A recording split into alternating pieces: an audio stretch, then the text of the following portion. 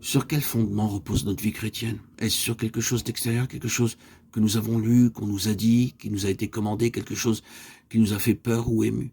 Ou est-elle basée sur ce fondement lorsqu'il plut à Dieu de révéler en moi son Fils? Quand je l'ai vu, j'ai vu quel pécheur je suis. Et j'ai vu aussi quel sauveur il est. Et c'est en le voyant que cela s'est fait. Je sais ceci est très élémentaire, mais il est bon des fois d'examiner nos fondements. Nous ne les quittons jamais. Ce n'est pas en laissant tout cela derrière que nous atteindrons la maturité et deviendrons des gens merveilleux. Tout est une pièce. Je ne veux pas dire que nous devons rester toute notre vie dans les choses élémentaires, mais nous portons le caractère de notre fondement jusqu'à la fin. La grâce qui a posé le fondement placera la dernière pierre avec acclamation de grâce, grâce. Tout sera la grâce de Dieu ouvrant nos yeux. Qui es-tu, Seigneur? Je suis Jésus que tu persécutes. Lorsqu'il plut à Dieu de révéler en moi son Fils. C'est une seule et même chose.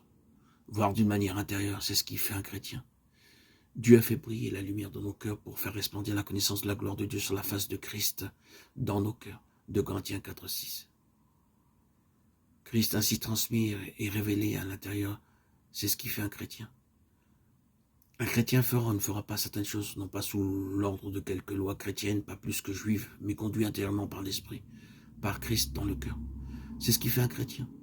En ceci est posé le fondement pour tout le reste jusqu'à la fin. Car c'est ce qui va arriver de manière croissante. Ainsi, le fondement doit être conformément à l'édifice.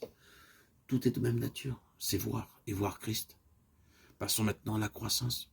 De même que notre vie spirituelle commence en voyant, ainsi en est-il de la croissance. Tout est question de voir. Je voudrais que vous y pensiez. Si nous voulons grandir, nous devons voir. Qu'est-ce donc que la croissance spirituelle? À vos yeux, répondez prudemment dans votre cœur. Je pense que pour certaines personnes, c'est de connaître plus de vérité. Non, pas nécessairement. Vous pouvez croître dans cette connaissance alors que vous grandissez, mais ce n'est pas simplement cela. Qu'est-ce que la croissance? C'est la conformité à l'image du Fils de Dieu. C'est cela le but. Et c'est vers cela que nous avons à nous mouvoir progressivement, constamment et régulièrement. La pleine croissance, la maturité spirituelle, ce sera avoir été conformé à l'image du Fils de Dieu. C'est cela la croissance.